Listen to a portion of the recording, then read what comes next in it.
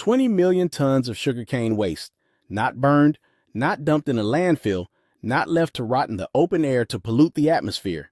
Buried, deep beneath the burning sands of the Sahel. To the elites in Louisiana or Florida, this is just agricultural trash to be disposed of. To the corporate giants in Brazil, it's fuel for a fire. But in the heart of Burkina Faso, Captain Ibrahim Traoré is doing something that has the global establishment shaking in their boots. He is turning what the world calls waste into a subterranean fortress. This isn't just about farming. It's a direct challenge to the old guard who told us for decades that the Sahel was a lost cause. For too long, the narrative has been that Africa is a victim of the climate and a dry wasteland waiting for a Western NGO to save it with a shiny brochure and a billion-dollar loan that never reaches the soil. But the Traoré era has officially flipped the script. We are no longer waiting for the world to bring us solutions. We are digging our own path. We are taking 20 million tons of organic power and forcing the desert to digest it, to hold moisture, and to give us back our land. But ask yourself this: why is the West so quiet about this revolution? If they truly cared about the environment, why aren't they shouting this from the rooftops? The truth is, the mask has slipped. They don't fear the desert. They fear an Africa that can feed itself without their permission. They fear a Burkina Faso that turns trash into sovereignty. To my brothers and sisters in the diaspora, I know your heart. You are tired of seeing your home portrayed as a place of begging and dust. You are tired of the gaslighting. This video is for you. This is about the pride of seeing our land breathe again, not because of a foreign check, but because of African ingenuity. If you believe it's time for Africa to rise on its own terms, hit that subscribe button right now. Stay with me, because what is happening beneath the sand is about to change the global chess game forever. Let's talk about the elephant in the room, the suits, the international experts, and the old guard that have been managing Africa's decline for over 60 years. For decades, we've been told the same story, that the Sahel is a terminal patient. They tell us that the desert is an unstoppable monster, moving southward, swallowing everything in its path, and that the only way to survive is to wait for a handout from Geneva or Washington. They've poured billions of dollars into projects with fancy names like the Great Green Wall, yet if you look at the satellite images from 10 years ago compared to today, the sand is still winning. Why? Because for the global establishment, a green, self-sufficient Sahel is a nightmare. A hungry, dry, and desperate Sahel is a business model. When you analyze where that aid money actually goes, the mask begins to slip. It goes into five-star hotels for consultants, luxury SUVs for NGO directors, and feasibility studies that never result in a single tree being planted. This is the ultimate gaslighting of an entire continent. They want you to believe your land is dead so you stay addicted to their chemical fertilizers, their genetically modified seeds, and their high-interest loans. They want you to believe that without Western technology, the African sun is nothing but a killer. But Ibrahim Traoré just looked them in the eye and said, enough. The old guard in the region, the puppet politicians who lived in villas while their people ate dust, they are the ones who allowed this deception to continue. They were cooked long ago, bought and paid for by interests that prefer Africa as a resource colony rather than a sovereign power. They told our farmers that the sugarcane waste was trash, that it should be burned or thrown away, all while they signed contracts to import expensive, petroleum-based fertilizers from abroad. This is the global chess game in its most sinister form. By making us dependent on foreign inputs to grow our food, they control our stomachs, and by extension, they control our votes and our future. Think about the absurdity of it. In Louisiana, they burn this waste because their system is designed for waste. In Burkina Faso, under the old regimes, we were taught to copy that failure. We were taught to look at our own resources with contempt. But this 20 million ton project is a psychological jailbreak. It exposes the massive lie that we lack the technology to fix our land. What we lacked was the courage to ignore the experts who benefit from our poverty. Traoré realized that the greatest weapon against desertification isn't a foreign check, it's African biomass. The elites are terrified because if this works, If 20 million tons of trash can turn the desert into a sponge, then the entire NGO industrial complex collapses. The excuse for foreign intervention vanishes. Yet the need for the IMF to restructure our economies disappears. When the land starts answering back to the people who actually live on it, the power of the middleman is broken. We are witnessing the end of the era where Africa is a laboratory for Western theories and the beginning of an era where Africa is the architect of its own ecosystem. They called us reckless for burying this waste. They called it unscientific. But the only thing reckless was believing that the people who profited from our hunger were ever going to help us feast. The great deception is over, and the truth is buried right beneath our feet, fermenting, growing, and waiting to reclaim every inch of the Sahel. While the world looks at the surface of the Sahel and sees a graveyard of dust, something miraculous and military grade is happening beneath the sand. That Ibrahim Traoré isn't just burying waste, he is deploying a subterranean army. Every single ton of that 20 million tons of sugarcane bagasse is acting like a tactical barracks for the most powerful force on Earth, microbial life. Think about the sheer scale of this operation. We are talking about billions upon billions of microscopic soldiers, dormant for decades, now being fed the high carbon fuel they need to go to war against the heat. In the West, they want you to believe that soil restoration requires complex laboratory chemicals and patented formulas that cost a fortune. But the reality is that the most advanced technology in the world is already encoded in the DNA of the African soil. It just needed a catalyst. Sugarcane waste is that catalyst. It is packed with raw plant carbon, the literal currency of the earth. Yet when you bury it deep, away from the evaporating sun, you create a thermal bunker. While the surface temperature of the Sahel screams at a lethal 45 degrees Celsius, our probes are finding a hidden world below where the temperature sits at a perfect, stable 24 to 28 degrees. This isn't just a compost pit. It's a command center for life. The science they didn't want us to master is simple, yet devastating to their control. These buried fibers act like a biological sponge. They don't just sit there. They absorb moisture and swell, creating a massive underground reservoir that can hold water up to 300% longer than the raw desert sand. When the rare rains finally hit the Sahel, they usually vanish into the void, stolen by the heat within minutes. But not anymore.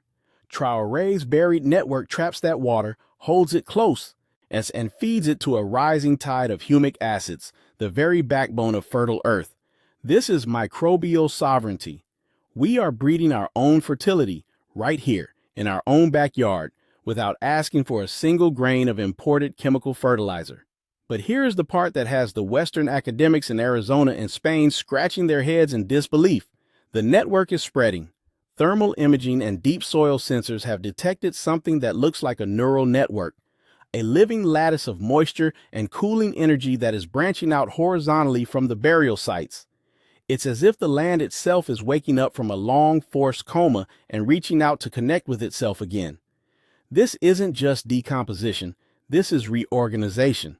The Sahel is being hacked from the bottom up.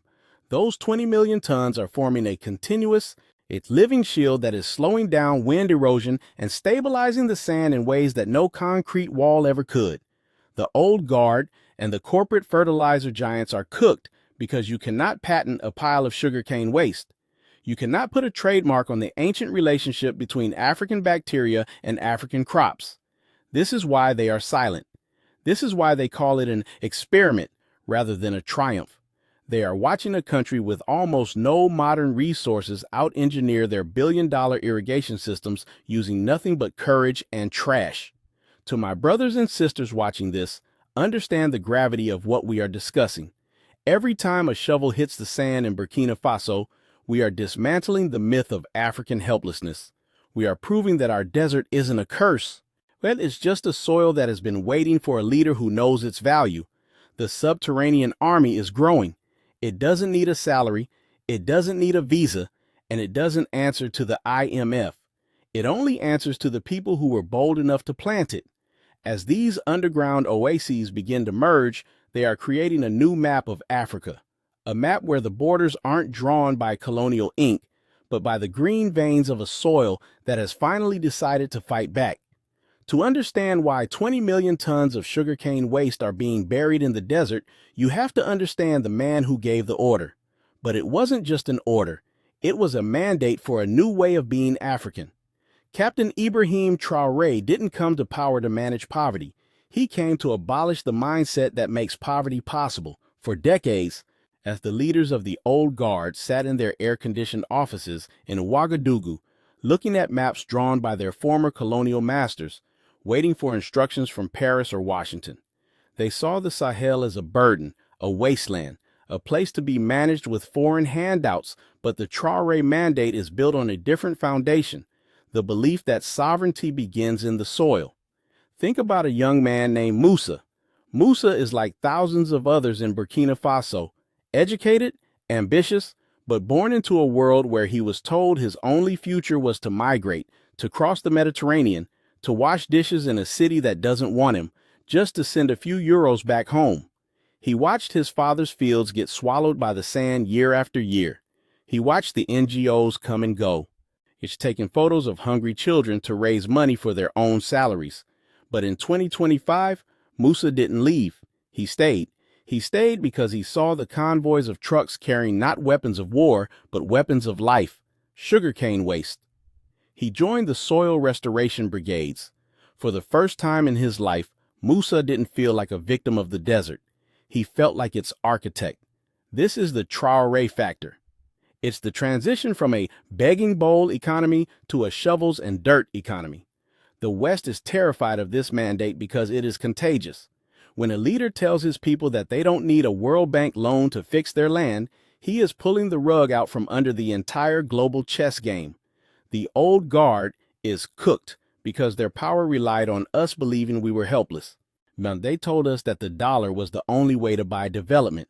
But Traoré is proving that development can be grown from the ground up using what we already have. This is a direct attack on the petrodollar system that forces African nations to export their raw resources just to buy basic necessities.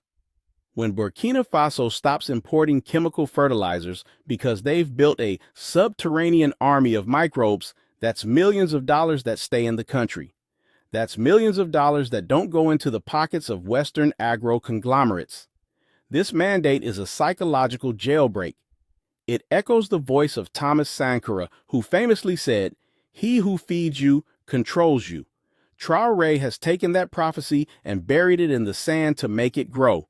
Yes, the international community calls this unorthodox, but they only use that word when they lose control of the narrative.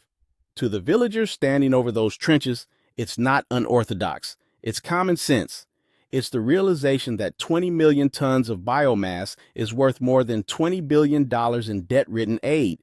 The elites in the capital of Nigeria or the coastal cities of Senegal are watching nervously. They are watching because their own people are starting to ask the same questions.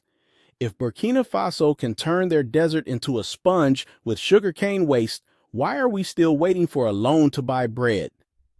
The Traoré mandate isn't just about Burkina Faso. It's a blueprint for the entire Sahel. It's about reclaiming the African identity from the clutches of those who want us to remain a charity case. By burying this waste, Traoré is burying the era of the African beggar. He is showing the world that while they play chess with our currencies, we are playing a much deeper game with our earth. We are building a fortress of soil that no sanction can touch and no foreign power can starve. The desert isn't moving anymore. It's being told to stand down by a generation that finally knows its own strength. Now, let's peel back the curtain and look at the real reason the international financial institutions are losing their minds over a bunch of buried sugarcane stalks. This is where the global chess game moves from the fields into the marble halls of the IMF and the boardrooms of global agrochemical giants. To the average observer, this is a story about soil. To the economic hitmen of the West, this is a declaration of war. Why? Yeah, because the most effective way to enslave a nation in the 21st century isn't with chains, it's with the fertilizer debt loop. For decades, African nations have been trapped in a sinister cycle. To feed their people, they are told they must use modern agricultural methods. This is a code word for dependency. You are forced to buy patented, genetically modified seeds that cannot be replanted.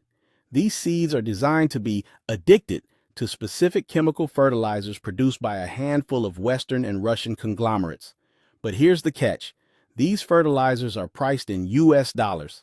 To buy them, African nations must take out massive loans from the IMF or the World Bank, also denominated in dollars. To pay back those loans, we are forced to export our gold, our cocoa, and our oil at a discount. It is a closed-loop system of extraction where the African farmer works all year just to send the value of his labor back to a bank in Paris or London. Ibrahim Traoré just took a sledgehammer to that loop. By burying 20 million tons of local organic waste, he is creating economic sovereignty from the ground up.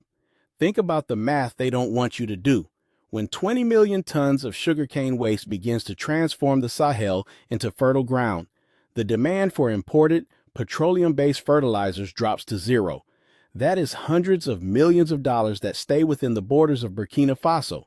That is hundreds of millions of dollars that don't need to be borrowed. When you don't need to borrow, the IMF loses its seat at your table. They lose the power to tell you how to run your hospitals, how to price your electricity, or who you can trade with. This is why the old guard is terrified. Their entire power structure is built on the lie that Africa is incapable of producing its own fertility. Let's look at a hypothetical scenario to see the global chess game in action. Imagine a neighboring country, let's call it a puppet state, where the leaders are still cooked by Western influence. They spend $500 million a year on foreign fertilizer contracts. Half of that money disappears into the pockets of corrupt officials as commissions, and the other half goes to a multinational corporation.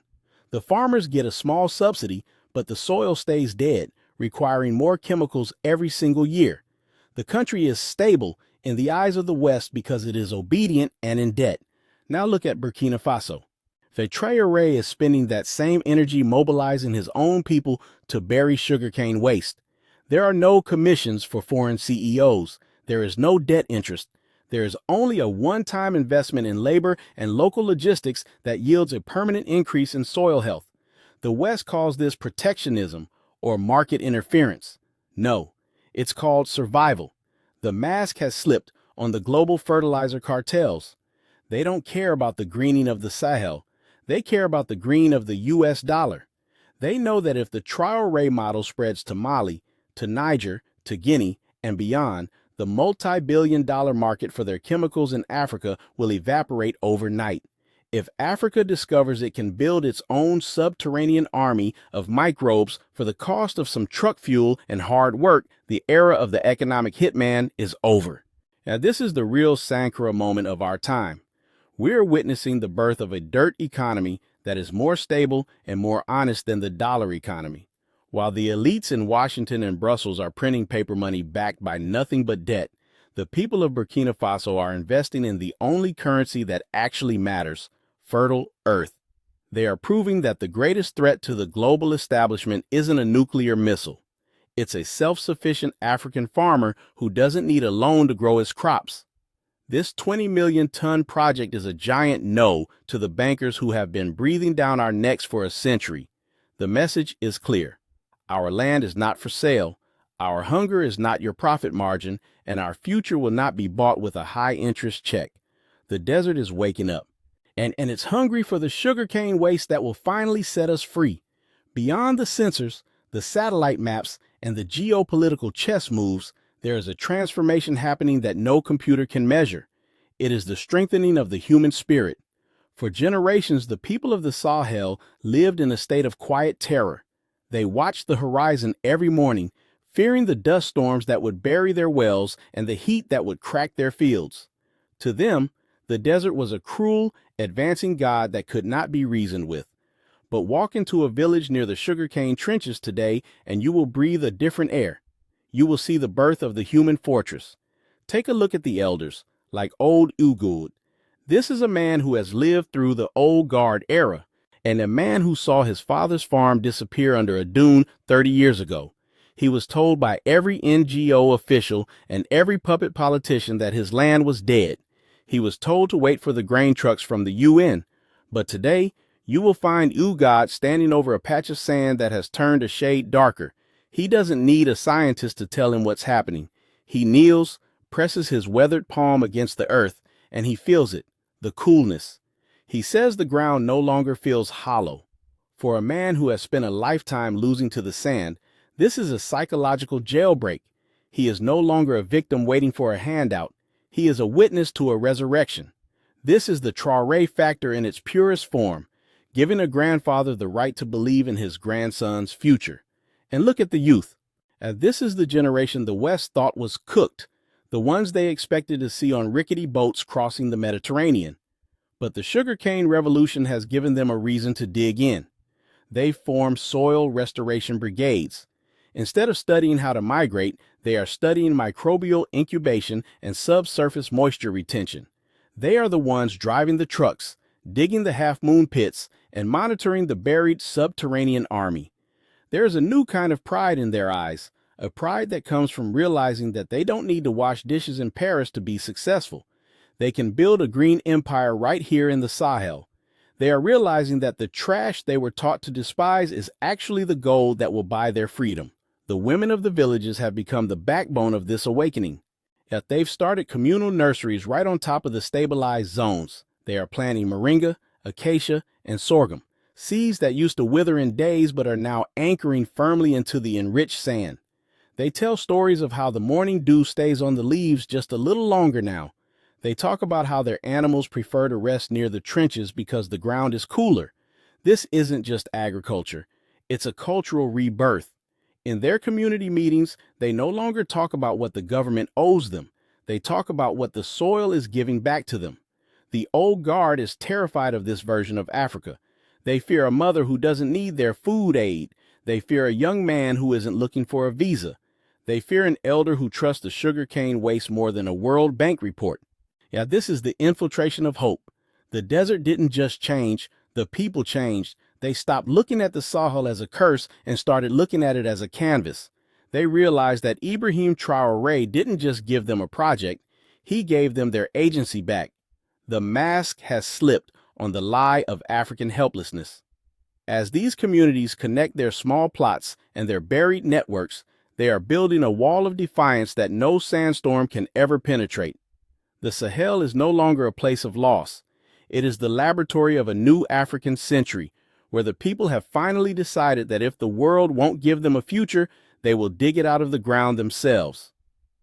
Imagine a map of the Sahel, not drawn with the jagged, artificial lines of colonial borders, but glowing with the thermal signatures of life. The 20 million tons of sugarcane waste buried across Burkina Faso are not isolated pockets of decay.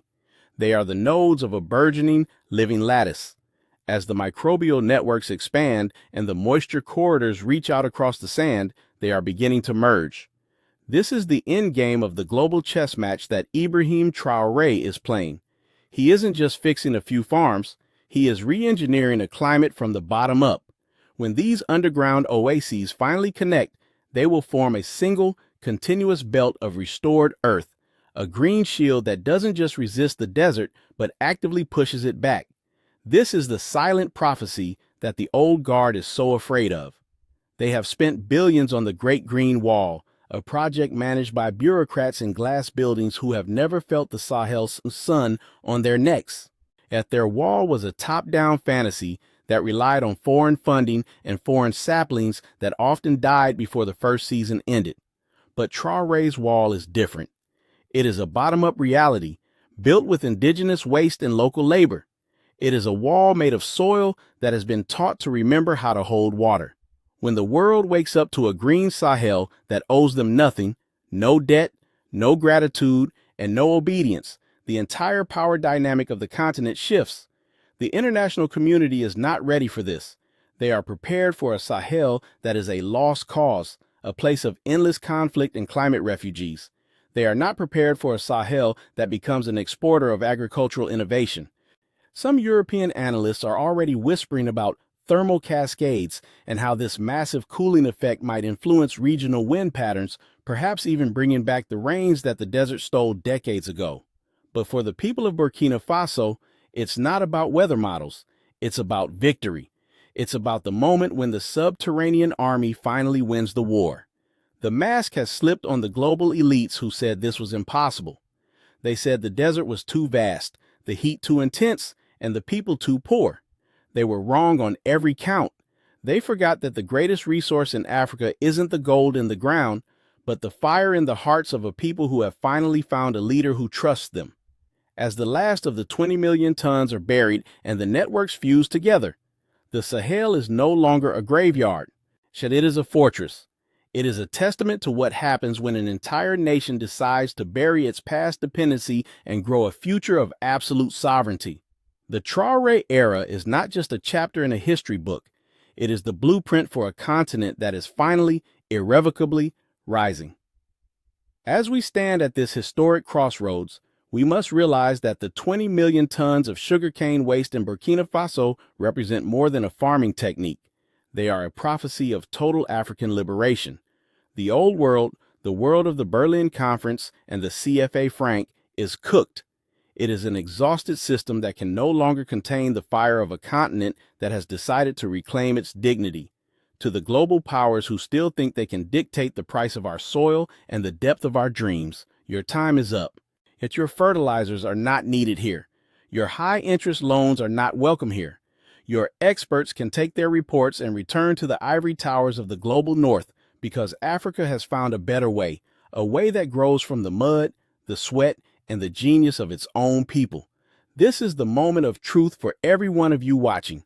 If you are part of the diaspora, if you have ever felt the sting of seeing our home belittled by the Western media, this is your victory too. Every time the Sahel turns a shade greener, every time a Burkina Faso child eats food grown from a sugarcane waste-enriched field, a piece of our collective soul is healed. We are no longer the dark continent. We are the laboratory of the future. We are the architects of a regenerative world that doesn't rely on the destruction of the planet for profit. Ibrahim Traoré has lit a flame that cannot be extinguished by sanctions or propaganda. He has shown us that when we stop looking for saviors in the West and start looking at the resources beneath our feet, miracles happen. But this revolution needs your voice. It needs the energy of the millions of brothers and sisters across the globe who refuse to stay silent any longer. We are building a digital fortress to match the soil fortress in the Sahel. I want you to do something right now. If you believe that Africa is finally rising on its own terms, if you stand with the spirit of Thomas Sankara and the leadership of Ibrahim Traoré, I want you to go to the comments right now and type Amen. If you believe our land belongs to us and our future is ours to write, type Africa Rise. Let the algorithms see our unity. And let the world see that we are no longer divided. This is our ritual. This is our commitment. By subscribing to this channel, you aren't just following a creator. You are joining a movement of truth seekers and nation builders. We will continue to expose the lies of the old guard and celebrate the triumphs of the new African guard. The desert is no longer an enemy. It is the foundation of our empire. The mask has slipped, the chains are broken, and the soil is speaking. Are you listening? Stay focused, stay proud, and never forget that the power to change the world is buried right beneath your feet. Africa is not just rising, it has already awakened. Thank you for being part of this journey. We will see you in the next chapter of the revolution. Africa Rise. Amen.